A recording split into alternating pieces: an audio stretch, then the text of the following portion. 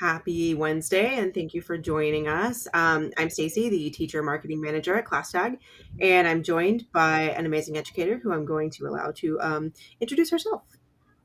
Hi, I'm Jen, and I've been a kindergarten teacher for 16 years. So I will be here to answer some questions from the lower level. Okay, perfect. And so today we are talking about having those great parent relationships and how they can transform your classroom. So you have the kids, you have little bitty ones. So for you got to talk to those parents because when they go home and their parents like, "What'd you do at school today?" Nothing. I ate lunch and I went to recess. There you go. There's the highlights right there. Lunch and recess. That or mine says I went and played on the computers or went to PE. It's all the activity things. Not really telling me anything about what he actually did at school. So, why do you think it's so important to start the year off with developing relationships with parents? Well, in kindergarten, it's really important to remember that um, a parent is sending their baby to you. And even though they're school age, it's still their baby. And you want to make sure that you let the parents know that you're going to take really good care of their child and that it's important to you too, and that you're a team and you're going to work together.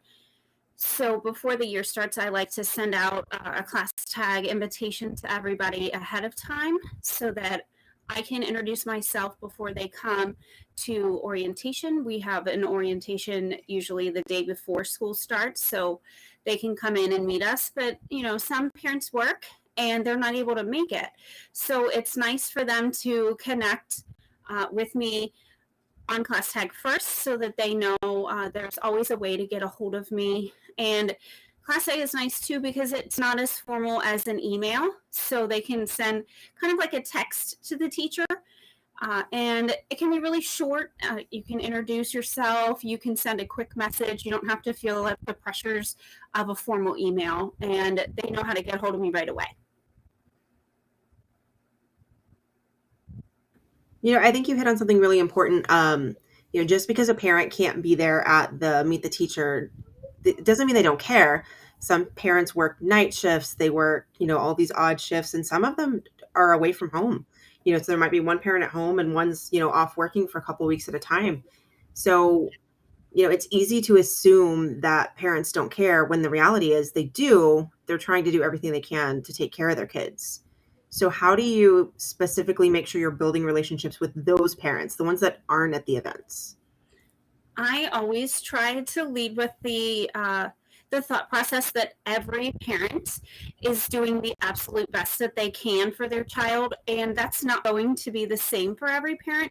My best may not be the same as your best or as anyone else that's watching today or watching the replay. Our best is going to be different, and my best today may look different than tomorrow. So and always, my boss a few years ago always said to us at our faculty meetings, every parent is sending you the very best that they have.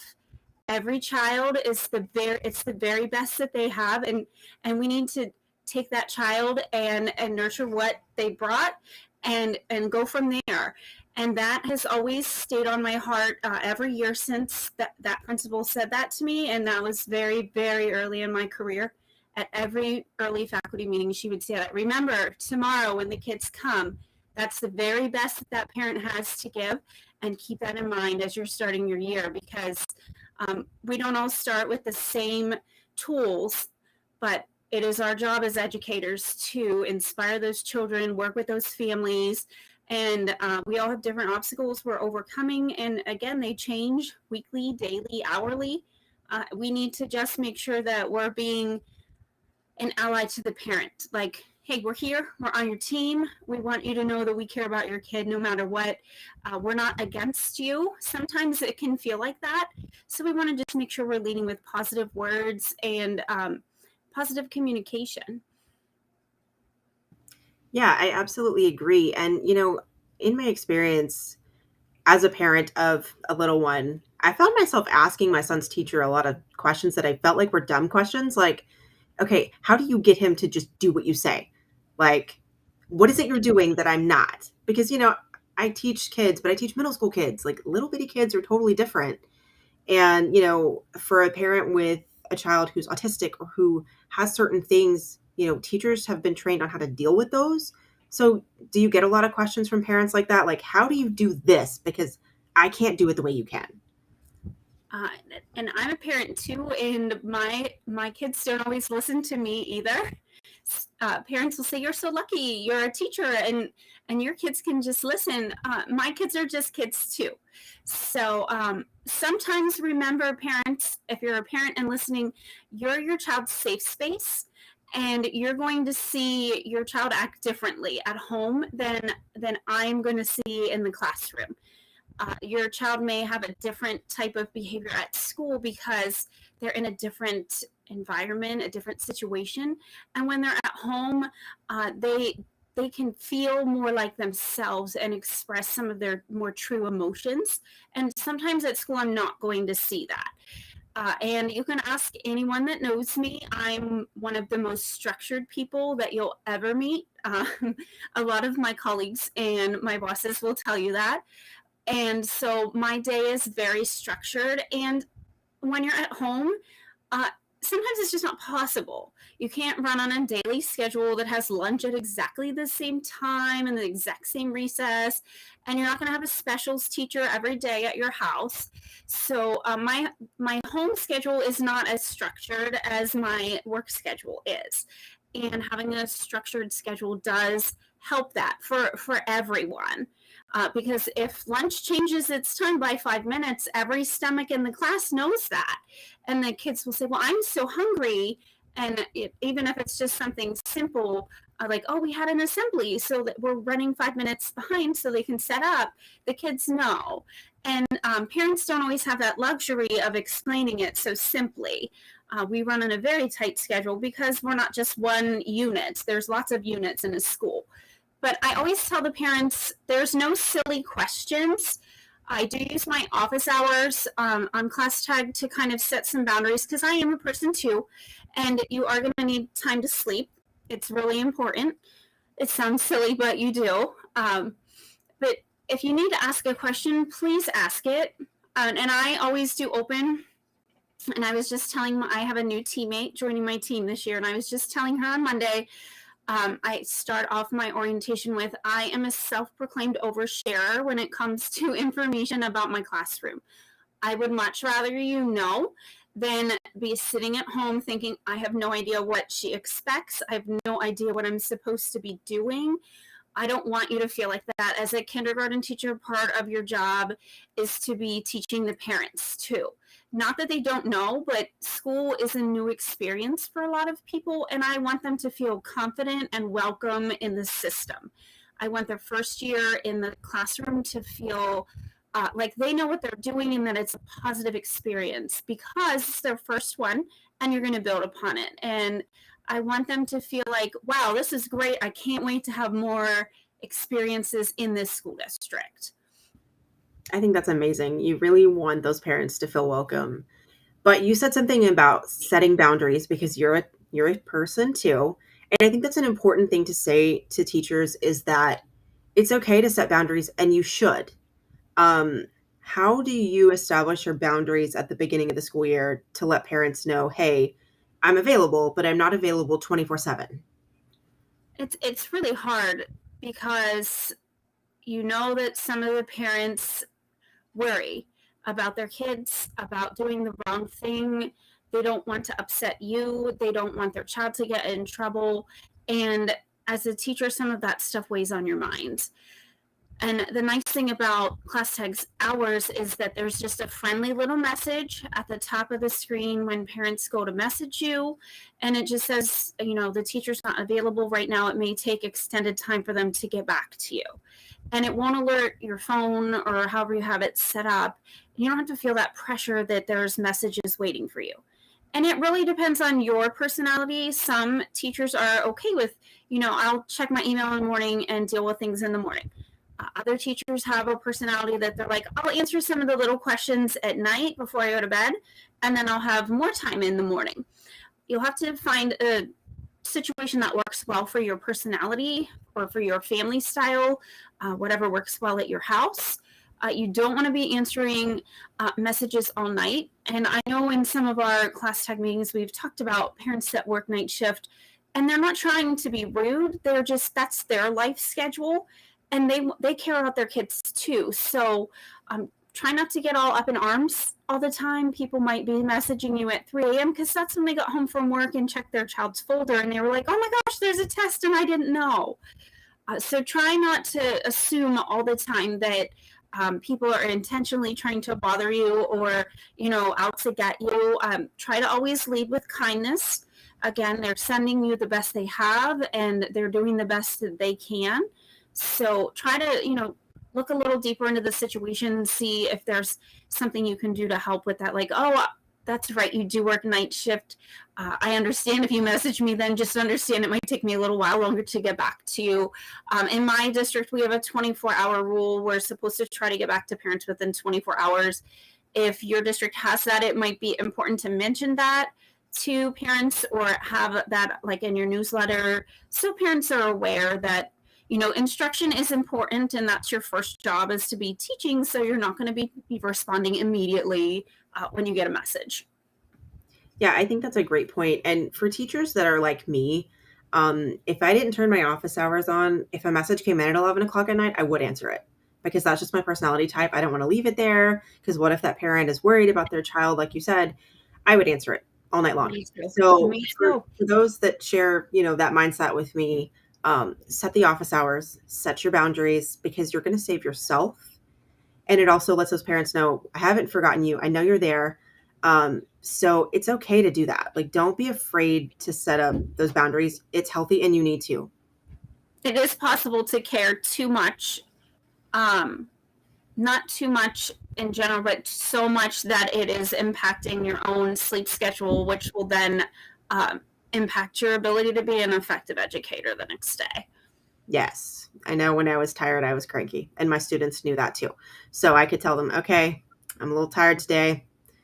Just don't mind the cranky. Let me know if I'm being cranky. And they would, because, 8th graders, they'll tell you. Yeah. Well, kindergartners will also tell you, but maybe like not as gently, but yeah. It's okay because we're all people and it's okay to mention those things because they're people too. Yeah, and it makes you relatable when you're honest about it and you're real about, I'm sorry, I'm having a bad day. It happens. They know that. It actually helps build the community, honestly. It does. It really does. And building that community and being real with your students and even to a point being real with your parents, and letting them know, look, I'm a parent too. I think that was a conversation I had a lot with parents when they would call and we would talk about what's going on with their child. And, when they start talking about the struggle they're having, I could relate to that struggle. And I think that makes you relatable to parents when you're not afraid to say, yeah, you know what? I'm having that problem with my child too. Here's what I'm trying. Here's what I might suggest. Here's what didn't work for me, because you're putting yourself in their position, because for a lot of us, we are parents and it's okay to say, I've had that problem with my own child and here's how I tried to handle it. Because in my experience, I worked at a Title I school. There was a lot of single parents or grandparents raising kids, and they were struggling because they were trying things that might not have been working, and they literally didn't know what else to do. I mean, I had a mom say that to me one time. I don't know what else to do. I've tried everything I can think of. Can you help me? And that's not to say, like, if you are a new teacher and you don't have kids that you don't understand, in that case, you can say, like, I'm here to listen and I'm here to help you. So, and that's when you can say to them, like you were just saying, what have you tried? What things does your child like? What do they respond well to? What do they not respond well to? We're going to get through this together because we're a team. That's something that you can always focus on because you are going to care about your students no matter what. So even kids that you might feel like on the first day that they're going to be hard to reach, you are going to care about every student in your class. So even parents that, if you're not a parent, you're still going to be able to be part of the team, even if you don't have kids. It is easier in some cases to relate for sure, but don't feel like, well, I'm not a parent. What am I going to do? Just say, I am here to listen and I will help you with whatever I can help you with. Yeah, definitely. And, um, I think the more relationships I had with parents, the more my classroom dynamic changed. Because you have those kids that they know their parent doesn't answer the phone, or, in most of their experience, the teacher hasn't called their parent. Those are the ones that you really like. If you get to the parent at the beginning and you build that relationship, and they know that you're speaking to their parent, they're going to act different in your class because they know what's going to happen if they push too far. And they know their parents involved. I mean, sometimes it's that simple. Knowing that their parent knows you and is talking to you and is involved, that's enough. Yeah. Have you had that experience? I've had kids say, well, you're going to call my mom and I'm going to be in trouble. And I would say to them, I'm not calling your mom to get you in trouble. We're going to talk because we care about you and we need you to be safe, or we need you to learn. And what's happening right now isn't helping those things. We care about you. We're a team. And that's why we talk. We're not talking to get you in trouble. We're talking because we want to make sure you're safe at school and we want to make sure that you're learning. And if those things aren't happening, then yes, we're going to talk because we're part of your team. It's not because we're out to get you. I had a little friend always say that to me. Well, I'm going to get in trouble if you talk to my parent. And not necessarily. Maybe I'm calling to tell your parent a good thing that happened today because this happened, and I need to tell them that that happened today. So it's important too to talk about the good things with parents as well, because we don't always want to be calling to share bad news, because then that's when parents stop answering the phone when the school district's number comes up on the caller ID. Yeah, I agree with that. And, for some of those parents that they are really trying with their kids, that one phone call of validation is what they need. I mean, anyone who is a parent knows the struggle that sometimes you face with your child when you're doing everything you think you can do and they're just not responding to it. Terrible twos come to mind, maybe some threes in there. My kids are little, so these are the years that are in my head. But that one phone call of validation or that one message on class tag of validation can be everything. I mean, it really can. And it's super simple to send a message. It's so easy. And you can do it any time of day. That's one of my favorite features, is that I don't have to wait till there's no students in my room to send a message to parents. I can't call a parent in the middle of the room with a bunch of kids and talk about something confidential, but I can get on my computer and send a class tag message like while I'm standing in the corner. And I can do that during class. I don't have to wait till the end of the day and then send like 20 messages. I can do it throughout the day. And it makes it easier for me and more accessible for parents too, because maybe they check it on their lunch break, or maybe they check it at some other time and they can call me earlier rather than later if we need to talk. I like the versatility of being able to message whenever I need to. And I can do it from my Chromebook that the school gives me, or I can do it from my phone. And it's just super simple. Another thing with the messaging too is I like to keep in mind, if I get more than two or more messages about the same question, that I should probably send a message out to the whole class. Like, did you send homework home from two or more parents? I should probably post an announcement to the class just to make sure everybody's nerves are calmed, and then you're not getting those panicked messages at 10 o'clock. Or when you know there's a day off of school tomorrow, or a change in schedule, post it as an announcement, even though the district sent out 2 emails and a phone call. A lot of people trust what's coming directly from the classroom teacher as their first source of information. I think some of the other contacts sometimes get lost as like white noise. There's so many emails, there's so many phone calls. If they just get lost in there, a lot of people rely on you as the classroom teachers as their direct source of information. If it didn't come from you, then it's not happening. So, and you can schedule those to go out. I sometimes schedule like an entire month's worth of announcements in one sitting when we get our calendar from my principal, so that I don't forget something. And those parents are there watching for those to come, and they can always refer right back to them.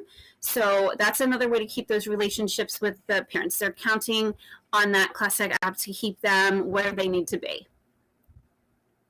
Yeah, absolutely. And I did want to do a quick demo for anybody that might not know how to do this. So I'm going to, hopefully this is going to come on correctly. We're going to hope, here we go. Okay, there we go.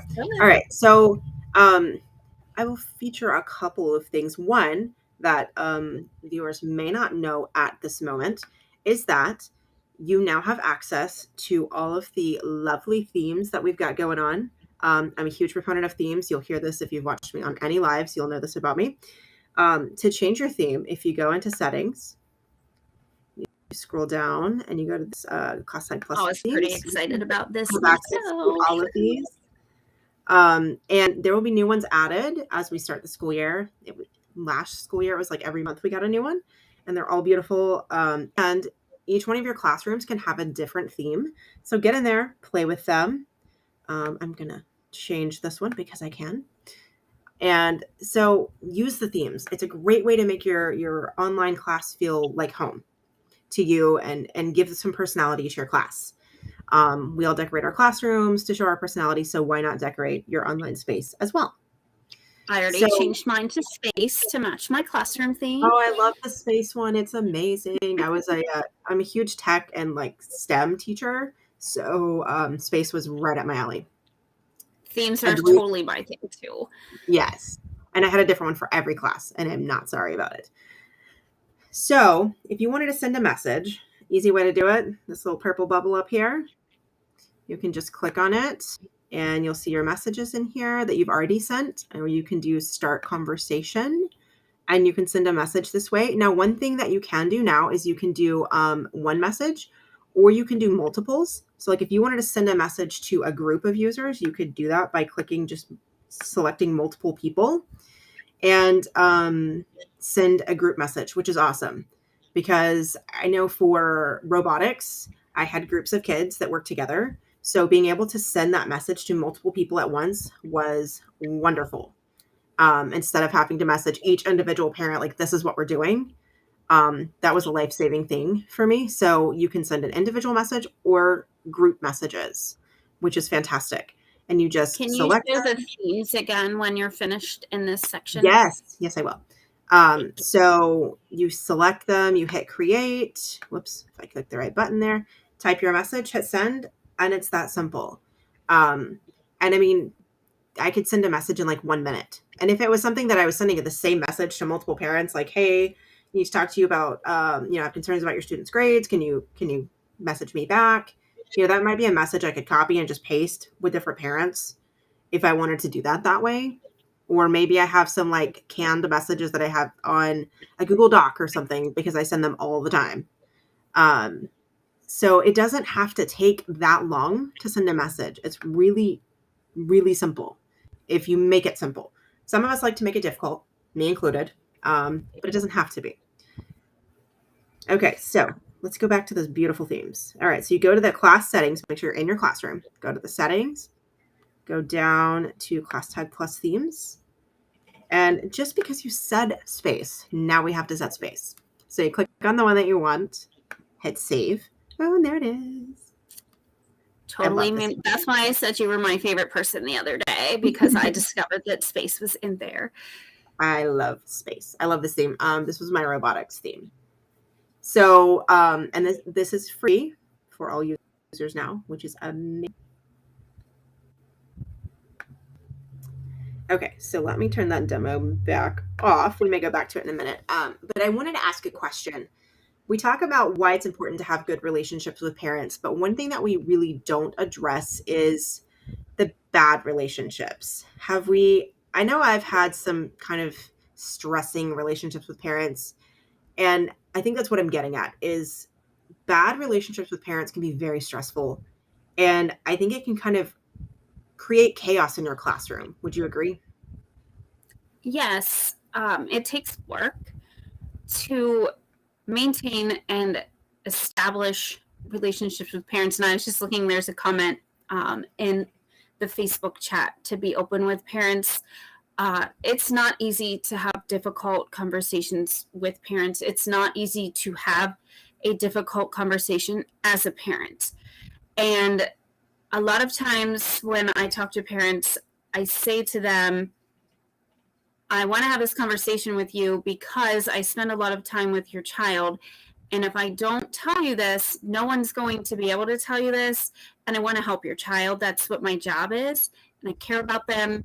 and I want this to be a successful experience for them. So I do have a lot of conversations where I say, I need to share this with you because I need to be honest with you.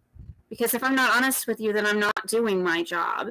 And they're not always going to go well. And I kind of just feel my way out with each parent. Again, every person is different. We react differently. And I try to just find the best way to communicate with them. Some parents are like, you know what, email's best for me. I send me an email, I'll respond right back. Phone calls are best for me. Class tech messages are best for me.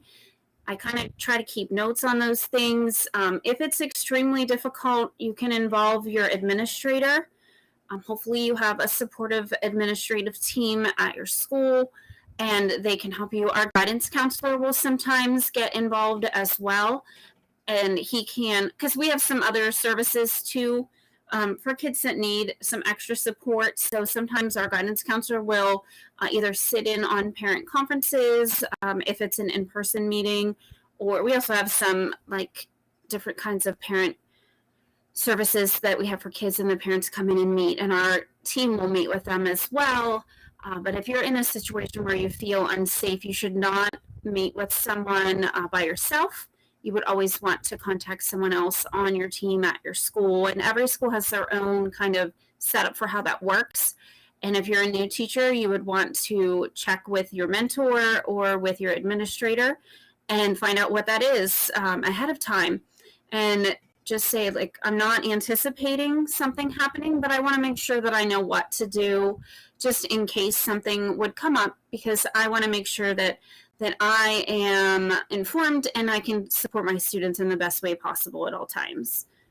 And I think if you're worried about calling a parent, an administrator is not going to say, no, I'm not going to sit with you through this phone call. They're going to do it. Like, they would rather you come and say, hey, I need help. Or not even an administrator. If you have a lead teacher or a department chair, go talk to them.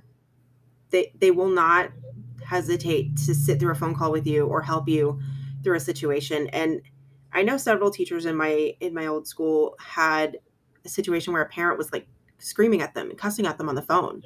That's not okay. If that's happening, you need to tell an administrator, because there is a process in place for dealing with those types of situations. But in my experience in 8 years, I started every phone conversation with, the good things, like, your child is great at this. I really want to help them, but here's the problem I'm having. And I think a lot of times it's how you take the conversation. So if you start with showing that you care, showing that, you want to help this child, you genuinely want to help them, that parent's going to be on your side. They're going to help you. And honestly, you do care. You do. Yeah. You might be frustrated in the moment, but you do care. So always start with why you care and how you care, and then go into what your concern is, because you wouldn't be calling the parent if you didn't care. So start with why you care about the child and how you're working with the child, and then talk about what your concerns are. You always want to lead with kindness. That's always my thing. Yeah, and I'm going to put this comment up there. I think it's important.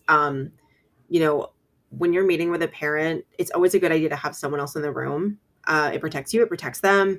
And I think a lot of districts have this policy too, that if you're meeting with someone, there needs to be another party there. It protects everybody, and it's never a bad idea, I don't think, to have that third person in there. And I think too, at my school, when I started, if you had never called a parent before, it's kind of terrifying. It is, especially when you hear the horror stories. So there were teachers that would volunteer to come sit with you if you had to call a parent. We also had translators that if we needed to call a parent that spoke Spanish or another language, we could go to them and they would help us. We could tell them what we needed to say and they would tell the parent. So we had the ability to call a parent who spoke Spanish. That's great. That's a great support system. Yes, it was wonderful, and it's needed because, those parents that speak Spanish, they want to be involved as much as anybody else. They just have that language barrier. So being able to call them, If we needed to talk on the phone, obviously I would send them a class tech message first if I could, but some of the situations you have to make a phone call for. And when it got to that point, being able to go and have our translator do that with us was great.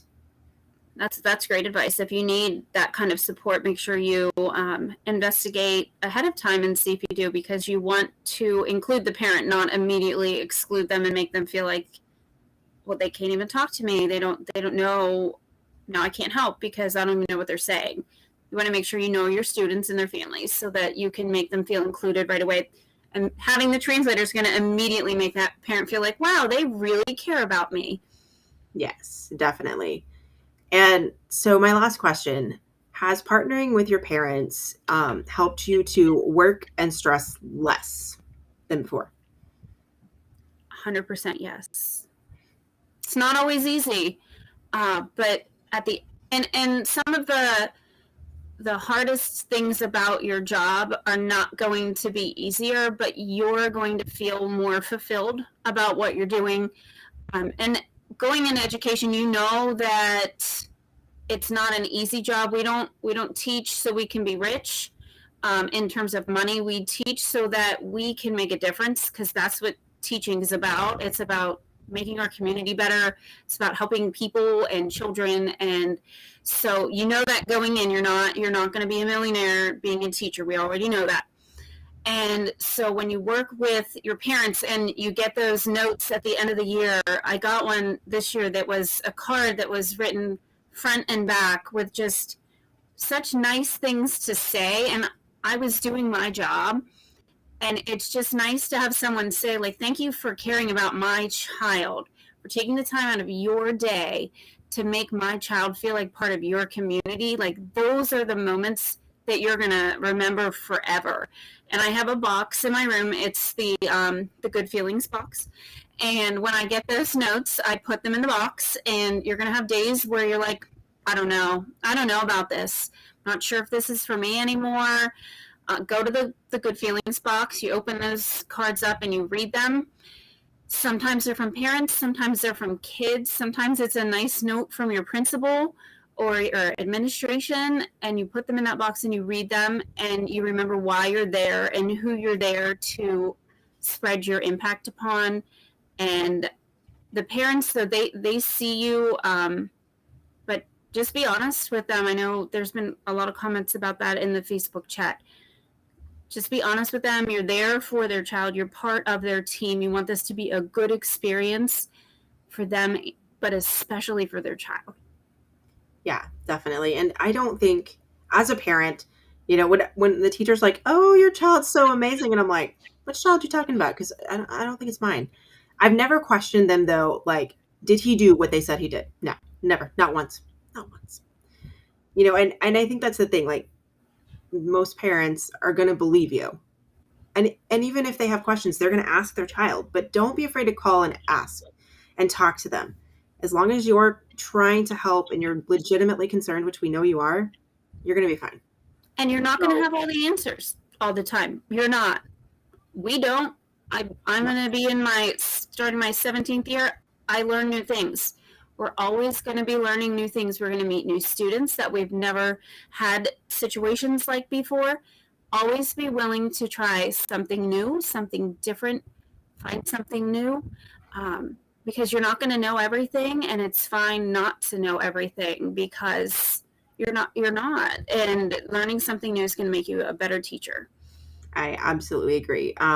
So if you have any other questions, put them in the chat. We'll be checking it and answering it into tomorrow. Thank you so much for joining us. We'll be back next week with another session. So we'll see you then. Have a wonderful night.